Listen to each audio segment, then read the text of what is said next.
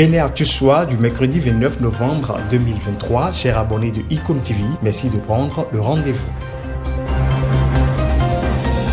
Un meilleur encadrement des missions de contrôle, c'est l'une des décisions du Conseil des ministres de ce jour qui constate avec désolation que des individus sans foi ni loi se présentent comme membres représentants d'ONG munis d'ordre de mission dans des marchés, bars, restaurants, boutiques, magasins, supermarchés et autres lieux d'affaires, prétextant d'opérer des contrôles pour la protection des consommateurs et parfois vêtus d'une tenue policière. Ces criminels intimident les opérateurs économiques au point de leur soutirer de l'argent. Pour se rendre plus crédible, ces personnes passent en premier lieu dans les commissariats de police pour faire cacheter leur soi-disant ordre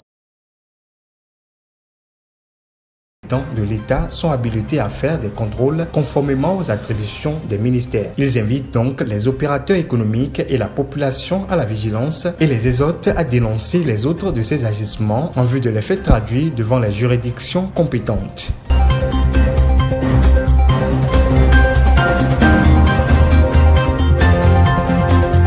D'une information à une autre, pour atteinte sexuelle sur mineurs, 2 hommes écopent de 10 ans de prison chacun. C'est un jugement rendu par la Cour de répression des infractions économiques et du terrorisme dans le cadre de ses audiences foraines à Parakou, démarrées lundi. Le premier coupable tenait de façon fréquente des relations sexuelles avec sa victime, une fillette déscolarisée de 13 ans. Il a été interpellé dans la commune de Tchaouro en août dernier. Le juge en charge de l'affaire l'a condamné à 10 ans de prison ferme et une amende de 1 million de francs CFA. Même condamnation pour le second qui devra s'acquitter d'une amende de 1 million de francs CFA. Le mis en cause a abusé sexuellement d'une écolière de 8 ans qu'il a attirée à l'aide d'une pièce d'une valeur de 70 francs CFA.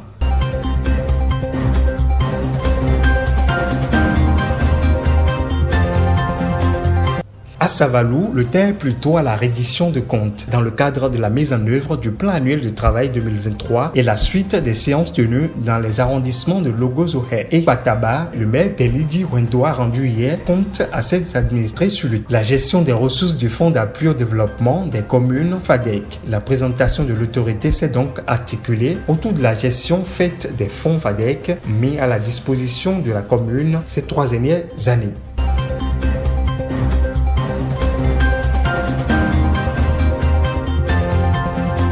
Et pour finir, le chef d'état-major de l'armée belge est attendu au Bénin en décembre. L'amiral Michel Hoffman vient en visite au Bénin du 14 au 15 décembre prochain. Il sera l'hôte de Fructueux Baguidi, chef d'état-major général des forces armées béninoises et général de brigade. Les échanges entre les deux homologues porteront sur la coopération militaire bénino-belge et d'autres questions d'ordre sécuritaire. Le chef d'état-major de l'armée française était annoncé à Cotonou les 8 et 9 du même mois.